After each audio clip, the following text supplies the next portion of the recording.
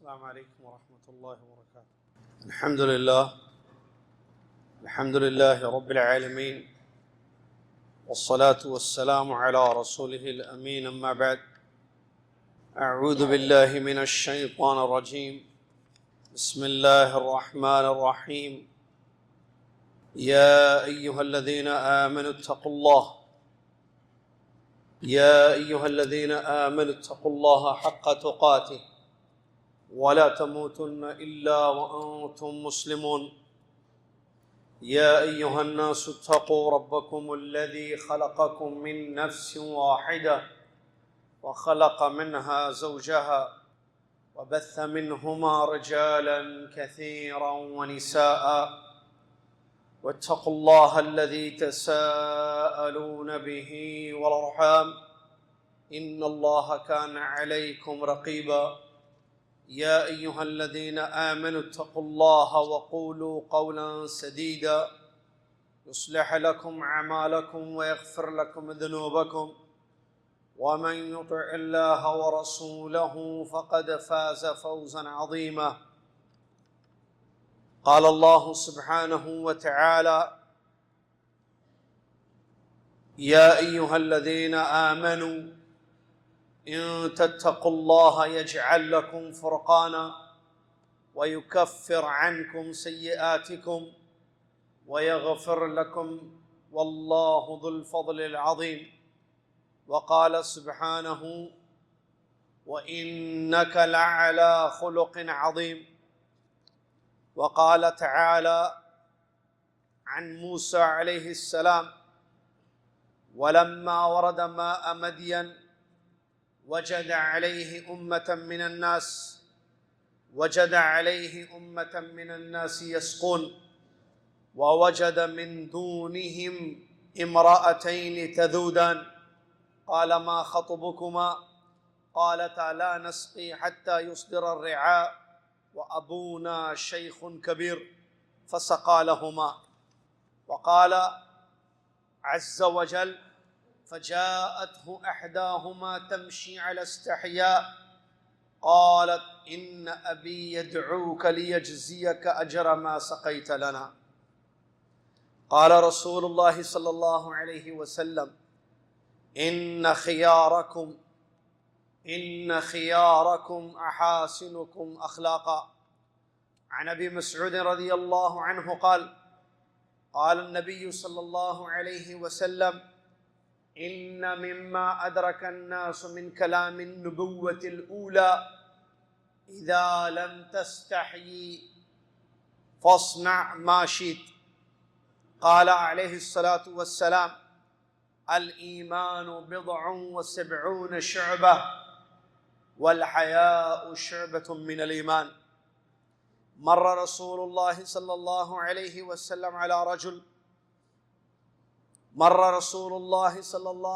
وسلم برجل يعاتب أخاه في الحياء يقول: إنك لتستحيي، حتى كأنه يقول: قد أضر بك.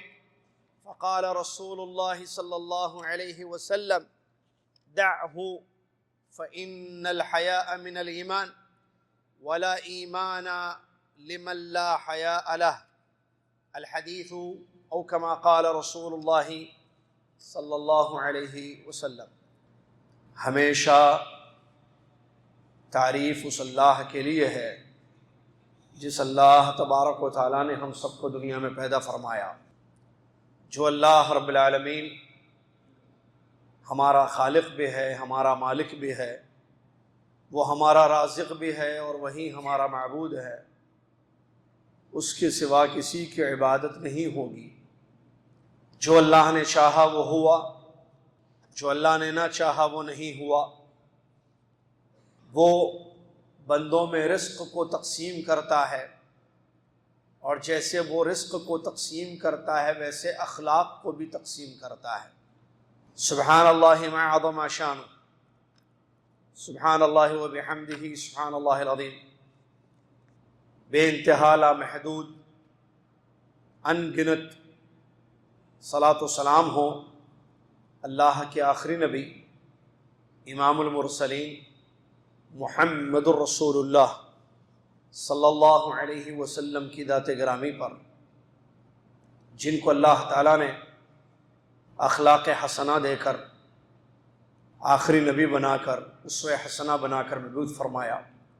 اللہم صلی علی محمد وعلی آل محمد کما صلیت علی ابراہیم وعلی آل ابراہیم انک حمید مجید۔ اللہم بارک علی محمد وعلی آل محمد کما بارکت علی ابراہیم وعلی آل ابراہیم انک حمید مجید۔ حمد و صلاۃ کے بعد سات ذی القعدہ 1439 ہجری مطابق 20 جولائی 2018 عیسوی، مسجد عزیزیہ شہر جدہ مملکت سعودی عربیہ، خطبہ جمعہ کا اردو میں آپ کی خدمت میں ترجمہ اور خلاصہ پیش کیا جا رہا ہے۔ آج جس موضوع پر خطبہ ہوا ہے وہ ہے شرم و حیا۔ اللہ تعالیٰ نے اسلام کو دین پسند کر لیا اور دنیا والوں کے لیے اس کو نازل کیا۔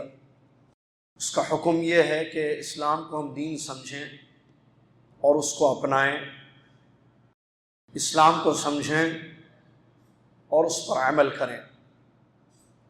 یہی اللہ کا سچا دین ہے، اس کے سوا کوئی اور دین نہیں ہے۔ یہ دین مکمل ہے، اس میں کسی قسم کی کمی نہیں ہے، ہر اچھی چیز کی طرف دعوت دینے والا یہ دین ہے۔ اس دین نے بتایا کہ اخلاق کس کو کہتے ہیں، شرم و حیا کیا چیز ہے۔ اس دین کو چھوڑ کر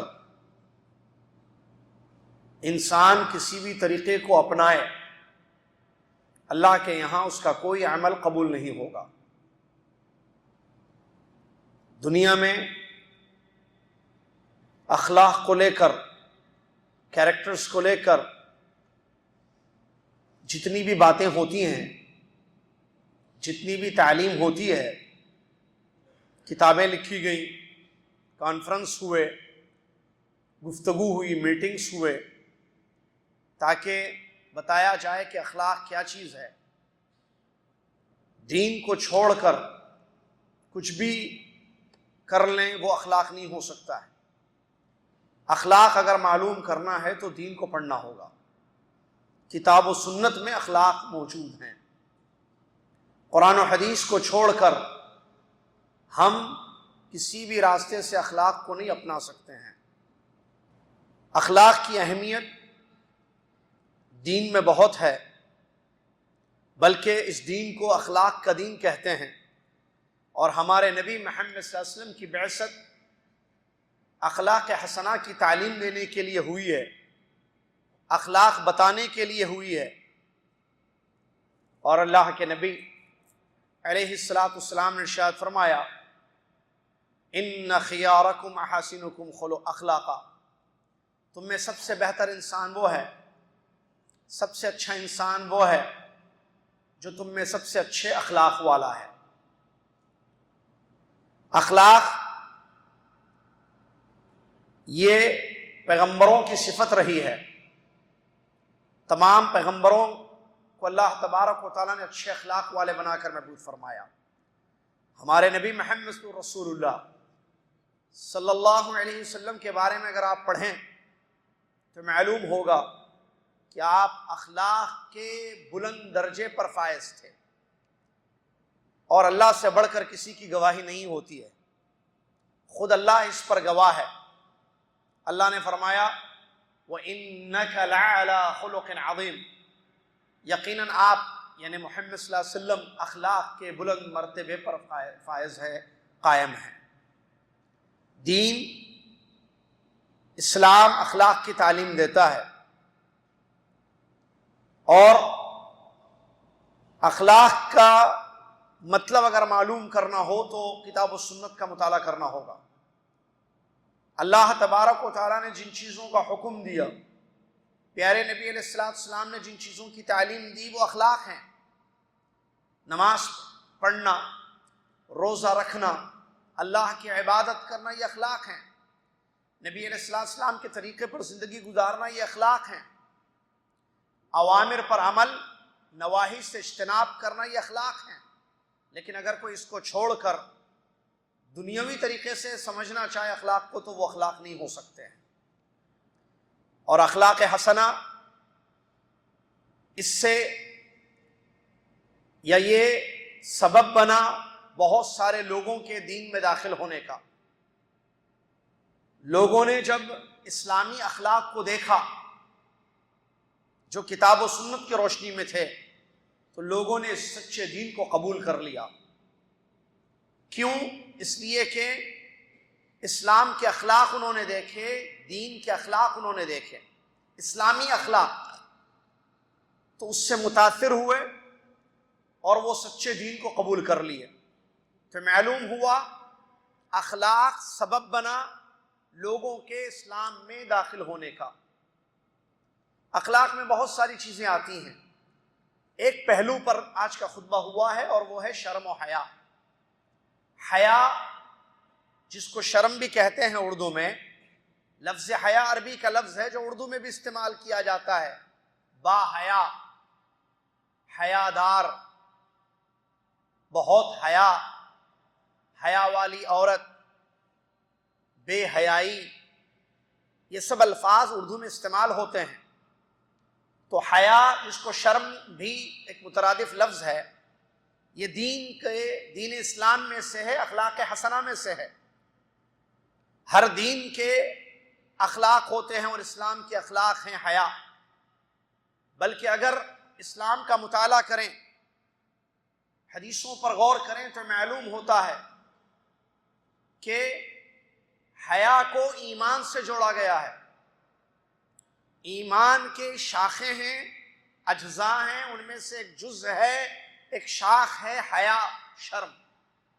جیسا کہ بخاری مسلم کی صحیح حدیث ہے، اللہ کے نبی علیہ الصلوۃ والسلام نے ارشاد فرمایا، الایمان بضع و سبعون شعبہ، ایمان کی 70 سے زیادہ شاخیں ہیں۔ یہ متفق علیہ روایت ہے، اور بخاری کے الفاظ میں 60 سے زیادہ ہیں۔ الایمان بضع و ستون شعبہ، 70 سے زیادہ ایمان کی شاخیں ہیں۔ ان میں سب سے اونچی شاخ لا الہ الا اللہ کا اقرار ہے، جو کہ توحید ہے، اور سب سے ادنا شے راستے سے تکلیف دہ چیز کو ہٹانا ہے۔ اور اسی حدیث میں اللہ کے نبی علیہ الصلوۃ والسلام نے فرمایا والحیاء شعبۃ من الایمان، اور شرم و حیا ایمان کا ایک شعبہ ہے، ایمان کا ایک جز ہے۔ معلوم ہوا کہ حیا، شرم جس کی ہم بات کرنے جا رہے ہیں، یہ ایمان ہے۔ اللہ کے نبی محمد صلی اللہ علیہ وسلم خود بہت با حیا انسان تھے۔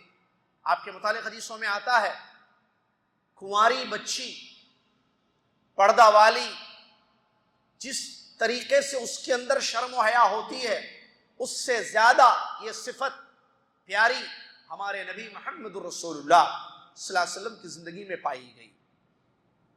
اور نبی علیہ الصلوۃ والسلام کی حدیث، آپ کا گزر ہوا ایک آدمی پر سے، ایک آدمی کے پاس سے، وہ اپنے ساتھی کو جو بہت شرم اور حیا والا تھا نصیحت کر رہا تھا کہ تم بہت شرماتے ہو، بہت حیا کرتے ہو، چھوڑ دو، اس سے تمہیں بہت نقصان ہوگا، اتنا نہیں حیا کرنا چاہیے، اتنی نہیں شرم کرنی چاہیے۔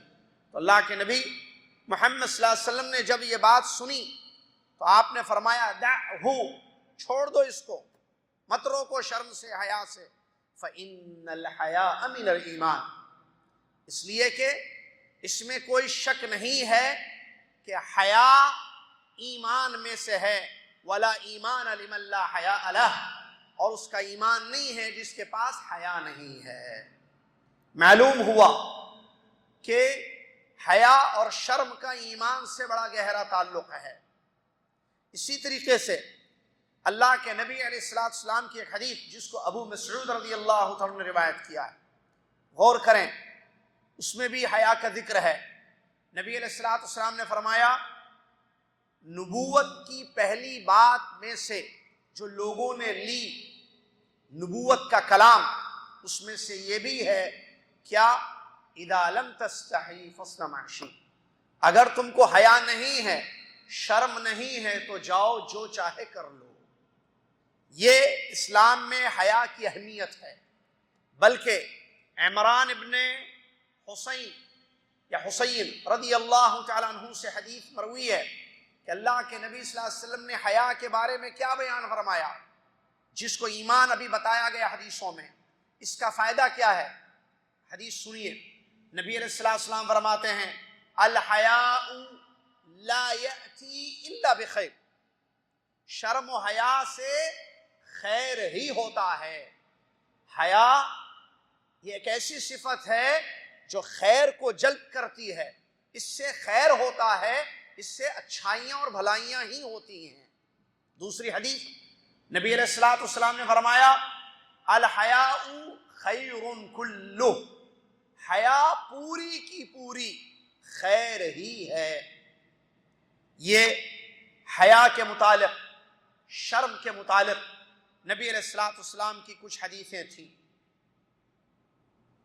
جن میں اس کی اہمیت، ایمان سے اس کا تعلق، ایمان کا اس کا جز ہونا اور اس میں خیر ہونا اور اس سے خیر کا ہونا، یہ ساری باتیں معلوم ہوئی ہیں۔ اب یہ بتانا بہت ضروری ہے کہ حیا کہتے کس کو ہیں؟ یہ جو شرم و حیا صفت جو اخلاق حسنہ میں سے ہے، ایمان کا ایک جز ہے، جس کی تعلیم دی گئی، جس سے خیر زندگی میں پیدا ہوتا ہے، کس کو کہتے ہیں؟ حیا اور شرم سنیں، اس کا ڈیفینیشن کیا ہے؟ واٹ از حیا؟ ایک صفت ہے یہ جو دل میں پیدا ہوتی ہے انسان کے، ایک ایسی صفت جو انسان کے دل میں آ جائے اور آنے کے بعد یہ اس کو تعریف والے اچھے کاموں پر ابھارتی ہے اور برے نقصان دینے والے کاموں سے روکتی ہے، اس کو کہتے ہیں حیا۔ پھر ایک مرتبہ، شرم و حیا ایک صفت ہے دل کی جو انسان کو ابھارتی ہے، کیسی چیزوں پر؟ بھلے خیر اچھے کاموں پر، اور اس کو روکتی ہے یہ صفت حیا، جس کو ہم کہتے ہیں، کس سے روکتی ہے؟ حرام اور ناراض، نقصان پہنچانے والی چیزوں سے۔ مطلب معلوم ہوا، حیا کا مطلب پھر یہ ہے کہ اگر زندگی میں یہ چیز آ جائے، ایک ایسی صفت ہے کہ جس سے متصف اگر ہو جائے انسان کی زندگی میں، اگر حیا آ جائے تو وہ بھلے کام کرے گا، نماز پڑھے گا، روزہ رکھے گا، عورت میں حیا ہے تو پردہ کرے گی، شوہر کی اطاعت کرے گی، اللہ کو راضی کرے گی۔ کیوں؟ اس سے فائدہ ہے، یہ نیکیاں ہیں، یہ خیر کے کام ہیں، اور نقصان اور گناہ اور حرام خسارے والے کاموں سے اپنے آپ کو بچائے گی یا بچائے گا آدمی۔ یہ ہے حیا۔ حیا کی قسمیں ہیں، سب سے بڑی قسم حیا کی اللہ سے حیا ہے، جس کو کہیں اللہ سے شرم کرنا، اللہ سے حیا کرنا۔ کیا چیز ہے اللہ سے حیا؟ سنیے، حدیث میں اللہ کے نبی علیہ الصلوۃ والسلام نے بیان فرمایا استحیوا من اللہ حق الحیا، قالوا یا رسول اللہ کلنا نستحی والحمد للہ، قال لیس ذلك ولكن الاستحياء من الله حق الحياء أن تحفظ الرأس وما وعى والبطن وما حوى وتذكر الموت والبلاء ومن أراد الآخرة ترك زينة الحياة الدنيا فمن فعل ذلك فقد استحيا من الله حق الحياء، رواه الترمذي والإمام أحمد والإمام حاکم رحمهم اللہ۔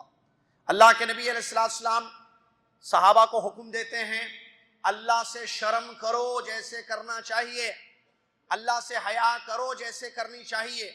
صحابہ نے یہ بات سنی تو کہا ہم سب شرماتے تو ہیں، ہمارے اندر حیا تو ہے الحمدللہ اللہ کے فضل و کرم سے۔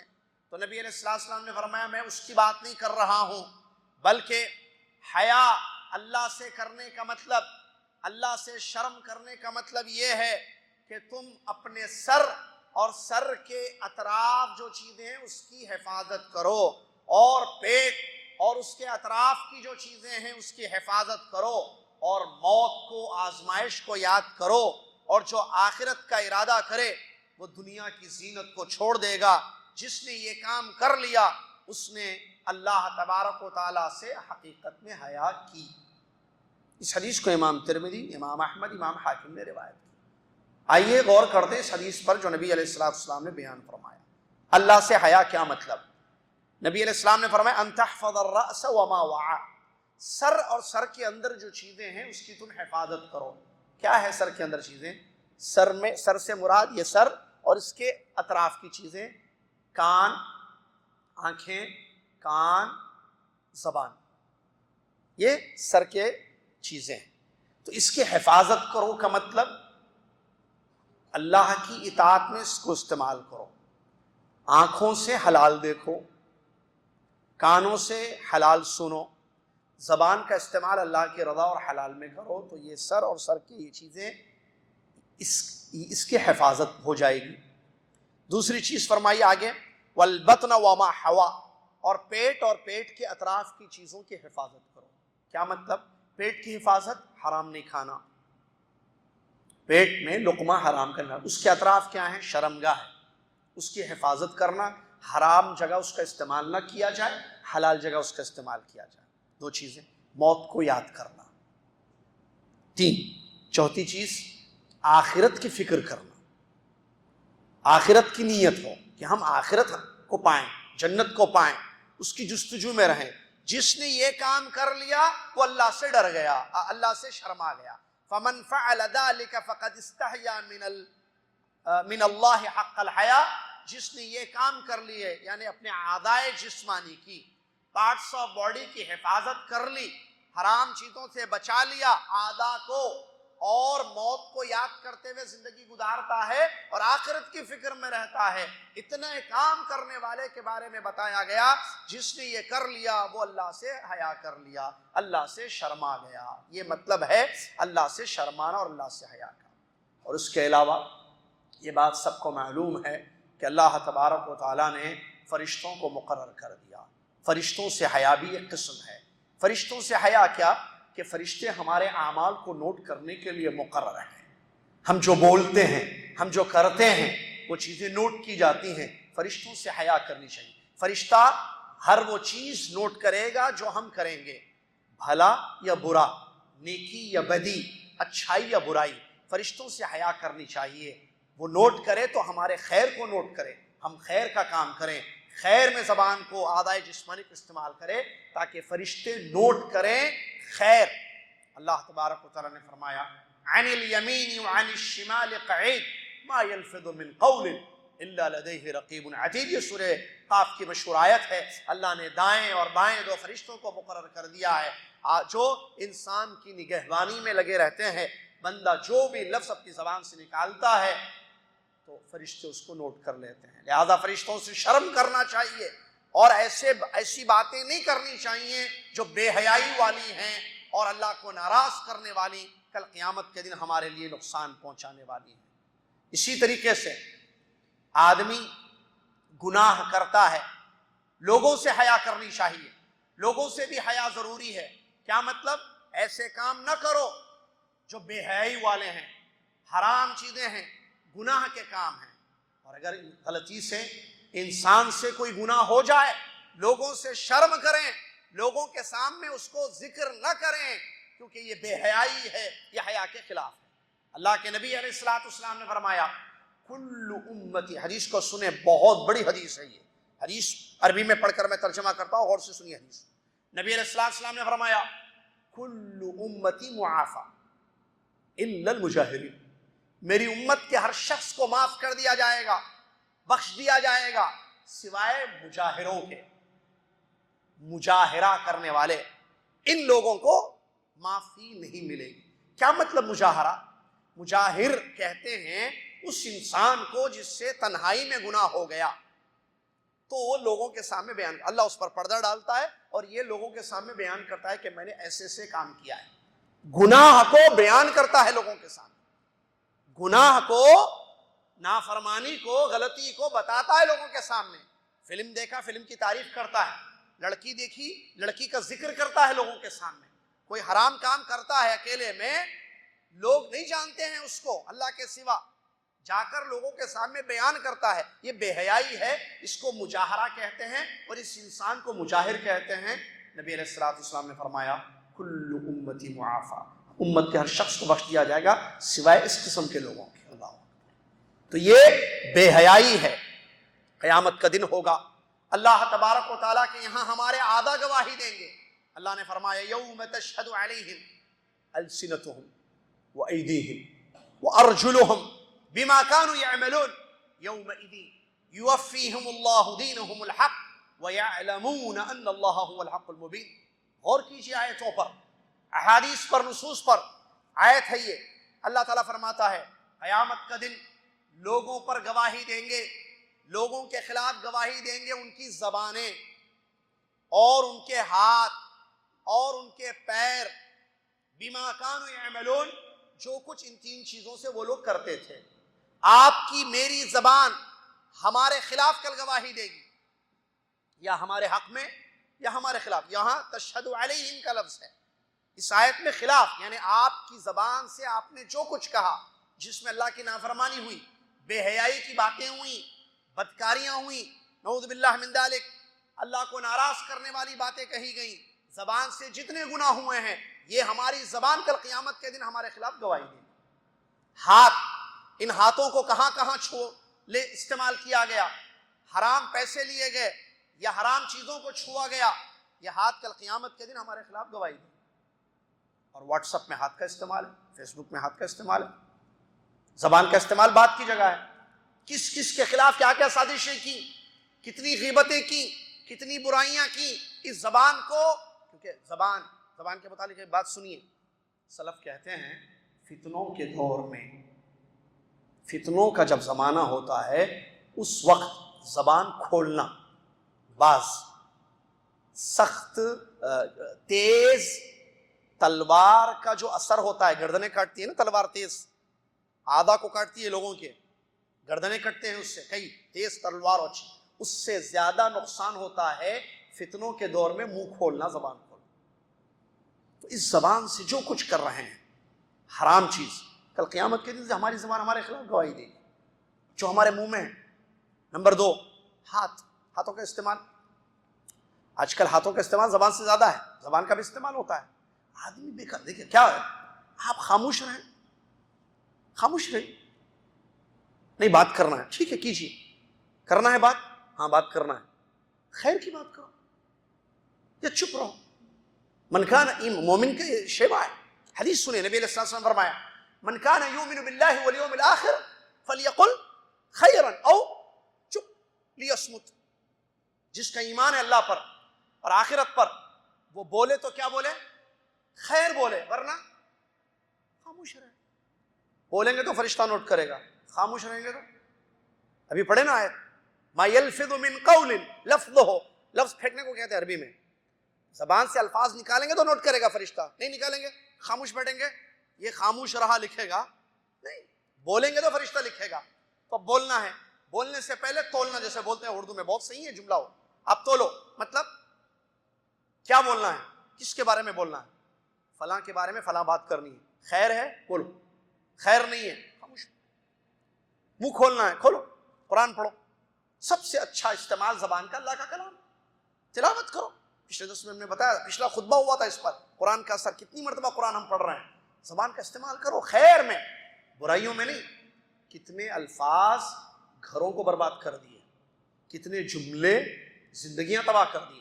اسی منہ سے انسان مذاق میں بھی اپنی بیوی کو طلاق دے تو ہوتی نہیں ہوتی طلاق، مذاق سے، بیگم آپ کو طلاق، زندگی کر رہا ہے بیگم کے ساتھ، طلاق ہوتی ہے نہیں ہوتی، ہوتی ہے۔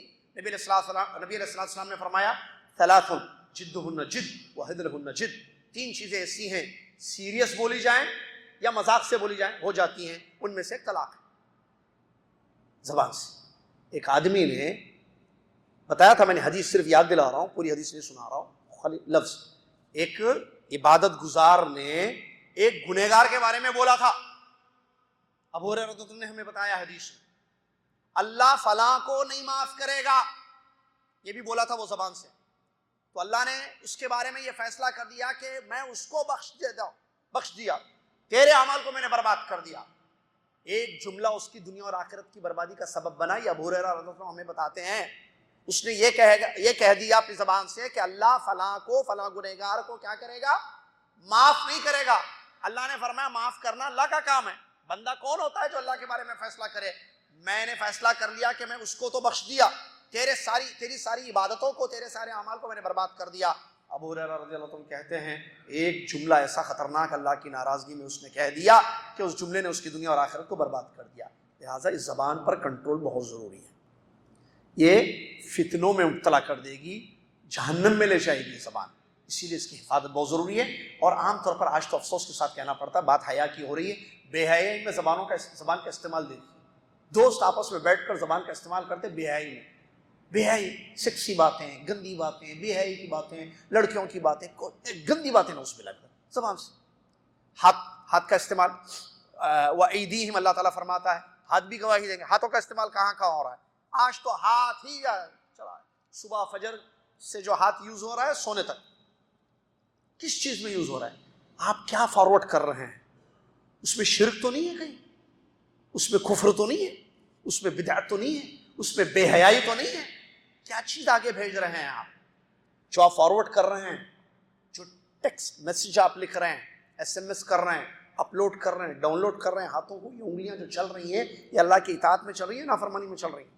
پیروں کا استعمال، یہ تمام چیزیں ہیں قابل غور جو انسان کو ڈرنا چاہیے.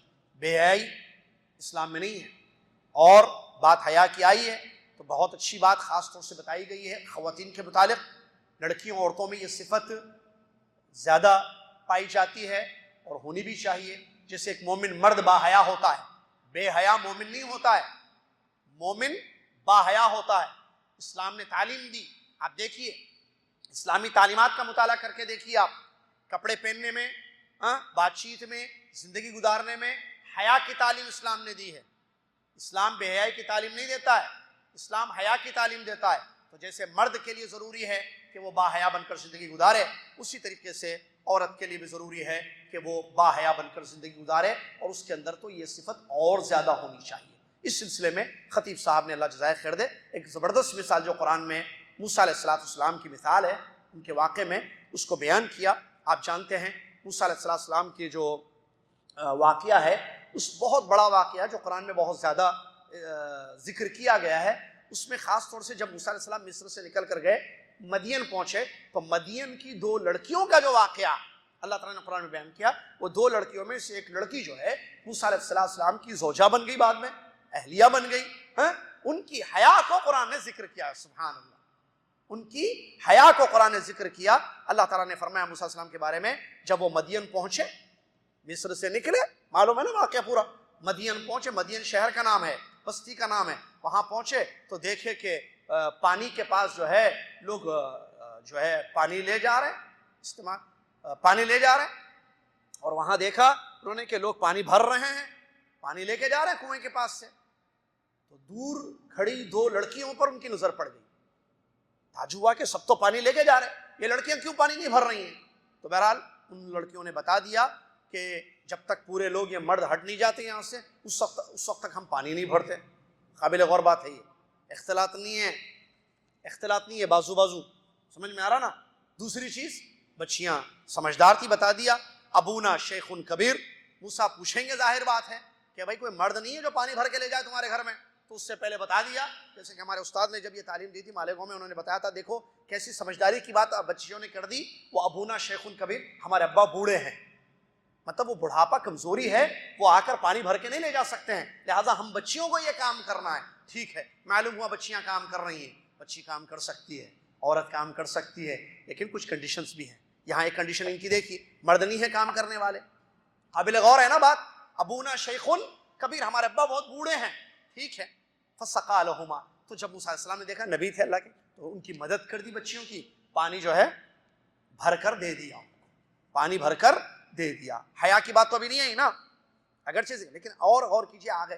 اللہ تبارک و تعالیٰ جب وہ پانی لے کر پہنچ چکی، اور ہوتا یہ تھا کہ ابا کو معلوم تھا کہ بیٹیاں کب آئیں گی گھر پر. آج بچیاں وقت سے پہلے پہنچ گئی، جلدی آ گئی، شام سے پہلے ہی پہنچ گئی. تو بولا کہ کیا معاملہ ہے؟ تو بچیوں نے بتا دیا کہ ایک اجنبی نظر آیا، اس نے جو ہے ہماری مدد کی اور پانی بھر کر اس نے دے دیا، اسی لیے ہم گھر جلدی پہنچ گئی، ورنہ تاخیر ہو جاتی پہنچنے میں، پانی بھر کر، پانی لے کر آنے میں۔ کہا کہ جب اجنبی تھا تو اس کو بلایا کیوں نہیں؟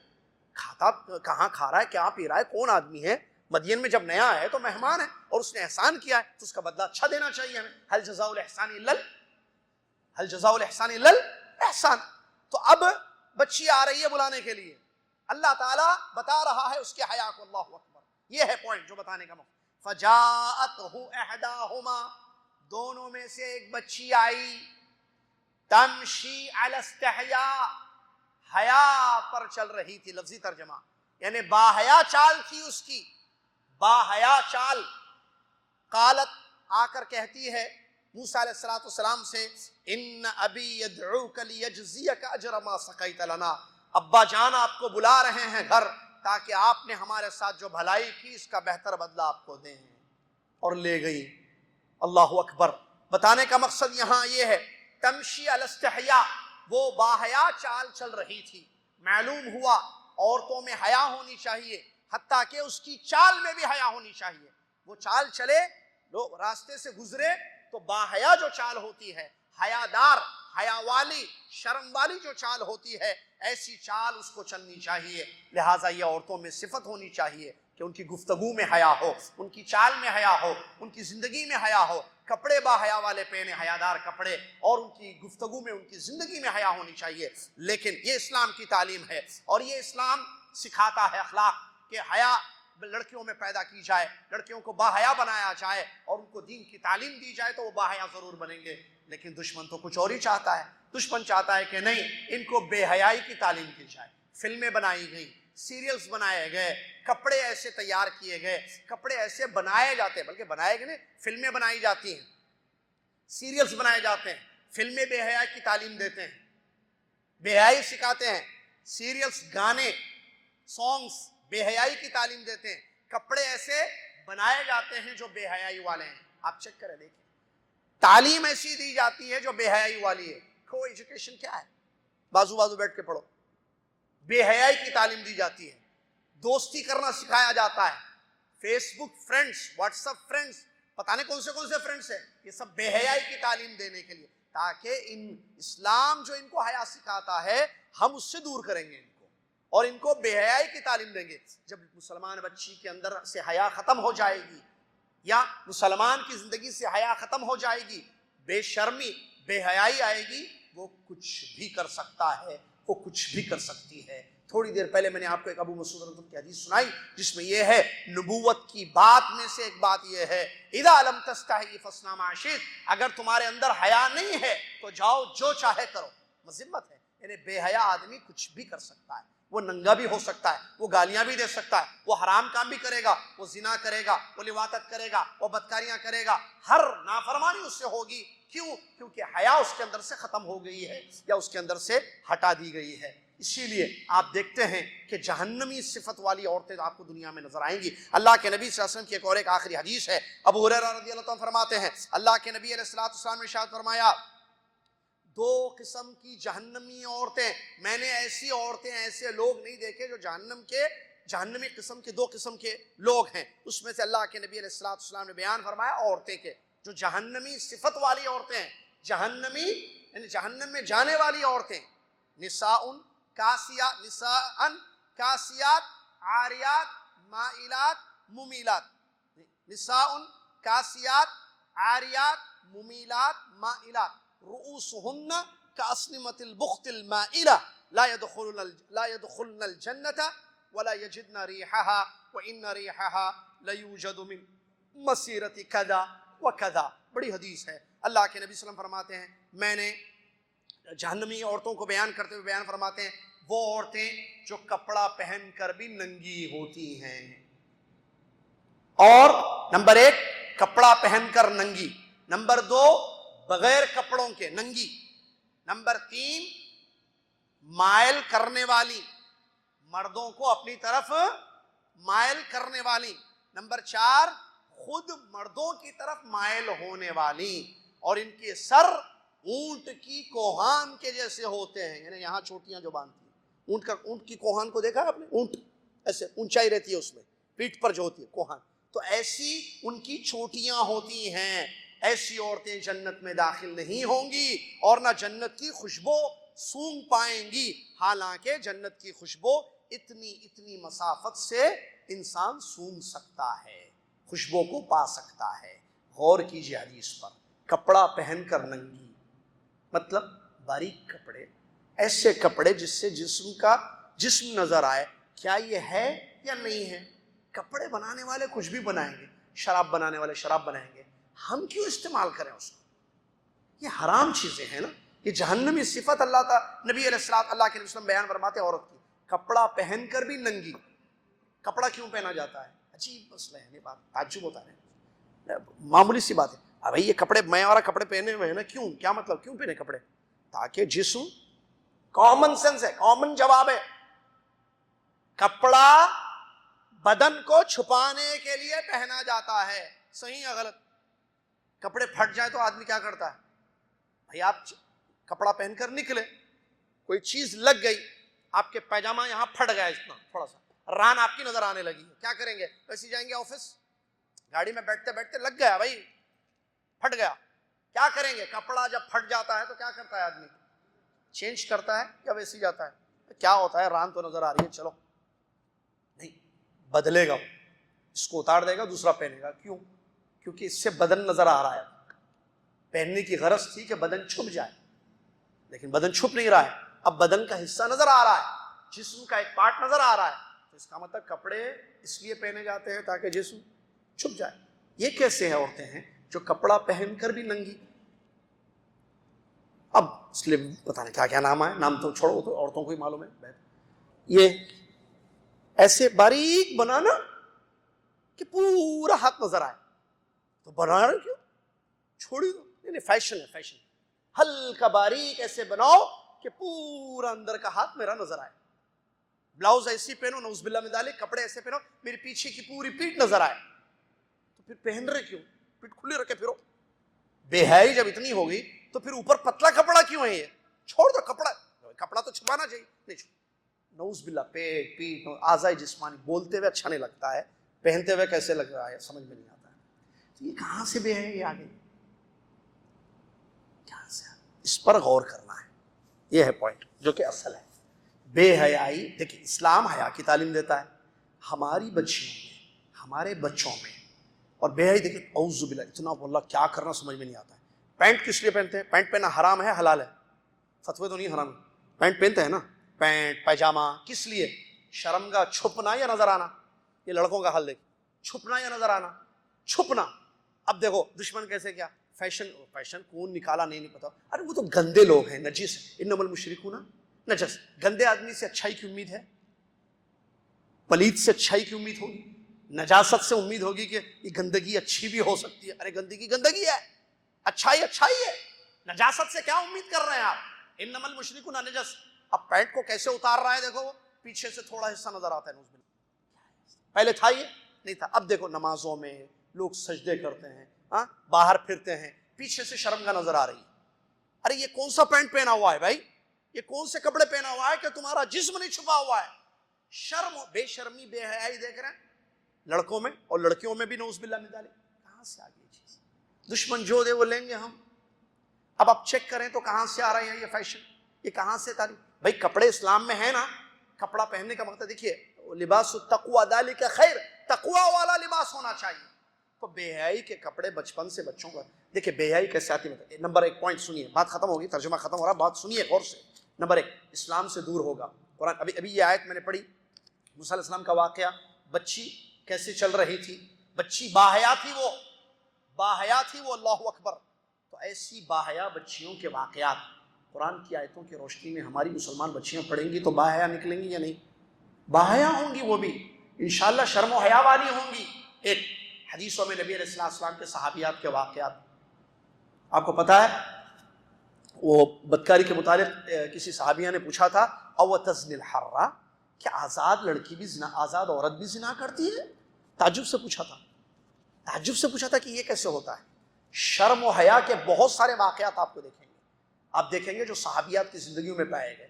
تو ایسے واقعات حدیثیں ہماری عورتیں ہماری بچیاں اگر پڑھیں گی تو ان کے اندر حیا آئے گی یا نہیں آئے گی؟ آئے گی. ایک چیز اسلام کی تعلیم دینا، بے حیائی سے دور کرنے کے لیے پہلی چیز اسلام کی تعلیم دینا، قرآن پڑھنا سمجھنا، قرآنی واقعات کو جاننا، حدیثوں کو پڑھنا سمجھنا، حدیثوں سے دین کو سیکھنا، دین کو سمجھنا، اس سے حیا. اور ماں باپ تعلیم دینا بچپن سے ان کو. جیسے لڑکوں سے اختلاط ہے دور رکھا ہے نا اسلامی تعلیمات میں. دیکھیں بھائی بہن ایک ساتھ سو سکتے ہیں؟ بتائیے مجھے حدیثوں سے. ایک تو آپ قرآن و حدیث کی تعلیم دیں بچوں کو، دوسری چیز اسلامی آداب سکھائیں. سونے میں ادب یہ ہے کہ لڑکی لڑکا ایک ساتھ نہیں سوئیں گے. بھائی بہن کی بات کر رہا ہوں میں. نبی علیہ الصلوۃ والسلام نے کیا فرمایا؟ فرقوہم، بستر الگ کرو. کس کے؟ آپ کے بچوں کے بستر. آپ کا بیٹا آپ کی بیٹی جو بھائی بہن ہیں ساتھ میں نہیں سوئیں گے. وہ حیا کی تعلیم الگ. کیوں؟ کیونکہ یہ لڑکی ہے وہ لڑکا ہے. الگ. شیطان ہے نا، شیطان ابھارتا ہے بے حیائی پر انسان. تو حیا کی تعلیم اسلام دی الگ کرو. ٹھیک ہے. ماں باپ ہیں، کمرہ ہے ان کا، بیڈ روم ہے، قرآن پڑھائیے. اسلامی آداب کیا ہیں؟ کمرے میں جانا ہو تو پرمیشن لے کے جانا، ابا کے، ڈیڈی پپا کے کمرے میں، مما کے کمرے میں جانے کے لیے ہے ادب یا ایسے ہی دروازہ کھول کے جانا ہے؟ اسلام نے کیا بچوں کو سکھانا ہے؟ نہیں، پرمیشن لے کے جاؤ. اور خاص طور سے تو 3 اوقات کا ذکر ہے نا، ظہر کا وقت، فجر سے پہلے کا وقت، رات کا وقت ہے نا قرآن میں. وقت بھی ذکر ہے، ٹائم، کہ ایسے نہ آئیں بچے آپ کے اندر، اجازت لے کر آئیں. تو یہ اسلامی آداب ہے. ٹھیک ہے. کپڑے پہنانا ہے بچوں کو. اسلام نے کیا حکم دیا ہے؟ کیسے کپڑے پہنانا؟ ارے چھوٹی بچی کا کیا ہوتا ہے؟ چڈی پہن کے نکالو بچی کو، چھوٹی چڈی پہن لو، نکلو. 8 سال کی بچی چڈی پہن کے نکل رہی ہے، شارٹ پینٹس پہن رہی ہے. کیا ہے؟ کیا اس سے جو ہے حیا آئے گی یا بے حیائی آئے گی؟ کیوں؟ بچوں کو جیسی تربیت دیں گے ویسے ہوں گے بچے. تو کپڑوں پر بھی خیال رکھنا ضروری ہے. ہمارے بچے کون سے کپڑے پہن رہے ہیں اس کا خاص طور سے خیال رکھنا. اسی طریقے سے کیا چیزیں دیکھ رہے ہیں، دوست احباب کیا گفتگو ہو رہی. بے حیائی جہاں جہاں سے آ رہی ہے وہ ساری چیزوں کو بلاک کرنا ہوگا، سٹاپ کرنا ہوگا، روکنا ہوگا. ادھر حیا کی تعلیم دینا اور بے حیائی والی چیزوں سے بچانا. یہ 2 کام آپ کریں آپ کامیاب ہیں. آپ کی بچی آپ کا بچہ باحیا بن کر زندگی گزارے گا انشاءاللہ. لیکن جہاں یہ سٹاپ نہیں، نہ حیا کی تعلیم دی جا رہی ہے، اسلامی آداب نہیں سکھائے جا رہے ہیں، اور ادھر بے حیائی کے دروازے کھول دیے گئے ہیں جو کہ گھروں میں ہیں، فونوں میں ہے، ٹی وی فلاں یہ وہ. بے حیائی، گانوں میں بے حیائی، فحاشی، فلموں میں، سیریلز میں اور واقعات میں، کلپس میں بے حیائی کی تعلیم. بچیاں دیکھیں گے تو بے حیا نہیں بنیں گی. پھر آپ روتے ہیں کہ میری بچی گھر سے بھاگ گئی، میری بچی جو ہے وہ وینکٹیش سے شادی کرتی بول رہی. کس سے؟ وینکٹیش سے شادی کرتی بول رہی. میری بچی کہتی ہے کہ نہیں میں شادی کروں گی تو اسی سے کروں گی. کس سے؟ فلاں سے، اس نے چن لیا ہے، ولی کی طرح سائڈ میں رکھو. بے حیائی کیا ہے؟ تعلیم دی، بچوں کو ٹائٹ کریں، بچوں کو سمجھائیں. ٹائٹ کرنے کا مطلب جو ہے ان کو حیا، اسلام کی تعلیم دیں، اپنی بچوں کی حفاظت کریں. یہ دور فتنوں کا دور ہے. بے حیائی بہت بری طریقے سے پھیلی ہوئی ہے. مجھ سے زیادہ آپ واقف ہیں. معاشرہ مشاہدہ ہے، ساری چیزیں نظر آتی ہیں. لہٰذا اگر ہم چاہتے ہیں کہ ہم اپنے آپ کو اور اپنی اولاد کو جہنم سے بچائیں تو ان تمام چیزوں پر خاص طور سے غور کرنا ہوگا. گھر میں بیٹھنا ہوگا، ڈسکشن، ایک خاص میٹنگ رکھیں آپ، family meeting, weekly family meeting. میں تو کہوں ویکلی کم سے کم فیملی میٹنگ. جیسے آفس میں میٹنگ ہوتی ہے نا، ڈسکشن ہوتی ہے کیا بات ہے، انکمنگ کم ہے، آؤٹ گوئنگ وہ ہے، فلاں فلاں فلاں فلاں ایشوز ہوتے ہیں نا، ڈسکس ہو. ویسے فیملی میٹنگ ہونا چاہیے گھر میں. ماں باپ بچے بیٹھ کر بھائی کیا ہو رہا ہے گھر میں، بے حیائی کی چیزیں سٹاپ کرنا ہے، حیا والی چیزوں کو لانا ہے. کیسے کیسے ہوگا، کیا کمی ہو رہی ہے، کہاں فالٹ ہے، کہاں گڑبڑ ہو رہی ہے، ساری چیزوں کو بلاک کرنا، روکنا ضروری ہے. فیملی میٹنگ اس کو میں بولوں گا، آپ بولیں اس کو فیملی میٹنگ ضروری ہے. کیوں؟ کیونکہ میں اور آپ چاہتے ہیں کہ جہنم سے بچ جائیں. امام صاحب نے جو ہے آیت پڑھی نماز میں، اللہ تعالیٰ نے فرمایا یا ایھا الذین آمنوا قوا انفسکم واہلیکم نارا، اے ایمان والو اپنی جانوں کو اور اپنے گھر والوں کی جانوں کو جہنم کی آگ سے بچاؤ. اگر میں اور آپ اپنے آپ کو، اپنے گھر والوں کو جہنم سے بچانا چاہتے ہیں تو پھر اخلاق حسنہ کی تعلیم ضروری ہے. کیونکہ اچھے اخلاق جنت میں لے جائیں گے، بد اخلاق انسان کو جہنم میں لے جائیں گے. با حیا اچھے اخلاق میں سے ہے، حیا کا ہونا زندگی میں اچھے اخلاق ہیں. بے حیائی، بد اخلاقی ہے، لہٰذا اس سے اجتناب کرنا ہوگا اور حیا والی زندگی گزارنی ہوگی، اخلاق حسنہ کی تعلیم دینی ہوگی، اس کے لیے فکر کرنی ہے، جد و جہد کرنی ہے۔ میں مردوں سے مخاطب ہوں، آپ بھائی ہیں، آپ مرد ہیں، یہ مت بھولیں کہ آپ ذمہ دار ہیں۔ ایک حدیث کو بتا کر میں اپنا ترجمہ ختم کرنے جا رہا ہوں۔ اللہ کے نبی صلی اللہ علیہ وسلم نے فرمایا کلکم راع وکلکم مسئول عن رعیتہ، تم سب ذمہ دار ہو اور تم سب اپنی اپنی ذمہ داری کے تئیں کے متعلق کل قیامت کے دن پوچھے جاؤ گے۔ الرجل راع، نبی صلی اللہ علیہ وسلم نے حدیث میں بیان فرمایا 5 لوگوں کا ذکر، اس میں سے 2 لوگوں کو میں بتا رہا ہوں جو موضوع سے متعلق ہے۔ الرجل راع فی اہل بیتہ ومسئول عن رعیتہ، مرد آدمی اپنے گھر والوں کا ذمہ دار ہے، کل قیامت کے دن اس ذمہ داری کے متعلق پوچھا جائے گا۔ والمرأۃ، اوپر عورتیں بیٹھی ہوئی، والمرأۃ راعیۃ فی بیت زوجہا ومسئولۃ عن رعیتہا، یہ عورتیں اپنے شوہروں کے گھروں کی ذمہ دار ہیں اور ان کو بھی اپنی ذمہ داری کے متعلق کل قیامت کے دن سوال کیا جائے گا۔ کلکم راع وکلکم مسئول عن رعیتہ، حدیث کے آخر میں وہی لفظ ہے۔ آپ علیہ السلام نے بیان فرمایا تم سب ذمہ دار ہو اور تم سب اپنی اپنی ذمہ داری کے متعلق کل قیامت کے دن پوچھے جاؤ گے۔ میں اور آپ مسئول ہیں امام اللہ، اللہ کے سامنے پوچھیں، اور پوچھنے والا علیم، خبیر، ہر چیز کو البصیر، ہر چیز کو جاننے والا، ہر چیز کو دیکھنے والا، ہر چیز کی خبر رکھنے والا ہے۔ کون؟ اللہ رب العالمین۔ وہ مجھ سے، آپ سے، میری، آپ کی بیویوں سے پوچھنے والا ہے۔ کیا تیاری کر رہے ہیں ہم؟ کیا جواب دیں گے اللہ کے سامنے؟ ذمہ داری پوری کر رہے ہیں یا اس میں کمی ہو رہی ہے؟ چیک کیجئے، فیملی میٹنگ کیجئے۔ آج جمعہ ہے، چھٹی ہے، کل بہت سارے لوگوں کو چھٹی ہے، آج رات یا کل، آج شام یا کل فیملی میٹنگ کیجیے۔ میں بھی کروں گا انشاءاللہ، بولوں گا ابھی گھر میں جا کے فیملی میٹنگ کرتے ہیں رات میں، آپ بھی کیجیے، چیک کریں کہاں کمی ہو رہی ہے، کہاں غلطیاں ہو رہی ہیں، ختم کیجیے غلطیوں کو، اپنے گھر کو بچائیے، جہنم کی آگ سے بچائیے اپنے گھر کو۔ دشمن چاہتا ہے بے حیائی کی تعلیم دو، ننگا کرو ان لوگوں کو، جہنم میں پھینکو ان لوگوں کو۔ یہود ہمارا سب سے بڑا دشمن ہے، اس کے بعد نصارہ ہیں، اور بھی ہیں، جن شیاطین تو اپنی جگہ ہیں، یہ انسانوں کے شیاطین بھی اپنی جگہ ہیں۔ ہم دشمنوں سے بچیں، ان کی چال بازیوں سے بچیں، دھوکے میں نہ پڑیں، دنیاوی زیب و زینت کی چکر میں جا کر آخرت میں جہنم کو نہ خریدیں یا جہنم کی آگ کو نہ خریدیں، اس کے بدلے یہ بہت گھاٹے کا سودا ہوگا، بہت نقصان والا معاملہ ہوگا۔ اللہ کا ڈر اپنے دل میں اور آپ پیدا کریں، اپنی زندگیوں کو بچا لیں اور اپنی ذمہ داری کو پورا کریں۔ غور کیجئے، گناہ کا احساس ختم ہوتا چلا جا رہا ہے، گناہ پہ گناہ ہو رہا ہے، بے حیائی اتنی زیادہ ہو گئی ہے، گندی گندی فلمیں، گندی گندی چیزیں بیٹھ کر جو ہے ماں باپ، جوان بچے بچیاں سب مل کر دیکھتے ہیں، گندی چیزیں دیکھتے ہیں، گندی باتیں ہو رہی ہیں۔ گناہ کا احساس، ایک ہوتا گناہ، ایک ہوتا ہے احساس گناہ، گناہ بھی نہیں کرنا، احساس گناہ ہونا چاہیے، نہ وہ ہے نہ یہ ہے۔ گناہ نہیں کرنا ایسا نہیں، گناہ کیا جا رہا ہے، احساس گناہ ہونا چاہیے، احساس ختم ہوتا جا رہا ہے، بے حیائی یہاں تک پہنچ چکی ہے، احساس گناہ ختم۔ اللہ تعالی ہم سب کو احساس گناہ پیدا کرنے کی توفیق عطا فرمائے، گناہوں سے بچنے کی توفیق عطا فرمائے، غلطی ہو جائے تو اس غلطی سے توبہ کرنے کی توفیق عطا فرمائے۔ اللہ ہم مردوں کو ذمہ داری کما حق ہو اپنی اپنی ادا کرنے کی توفیق عطا فرمائے، ہماری جو عورتیں ہیں ان کو اپنی ذمہ داری کما حق ہو ادا کرنے کی توفیق عطا فرمائے۔ اللہ ہم کو جہنم سے بچا لے، ہماری آل اولاد کو جہنم سے بچا لے، آمین۔ واخر الحمدللہ رب العالمین، السلام علیکم ورحمۃ اللہ وبرکاتہ۔ کفارۃ المجلس، سبحانک اللہم وبحمدک، اشہد ان لا الہ الا انت، استغفرک واتوب الیک۔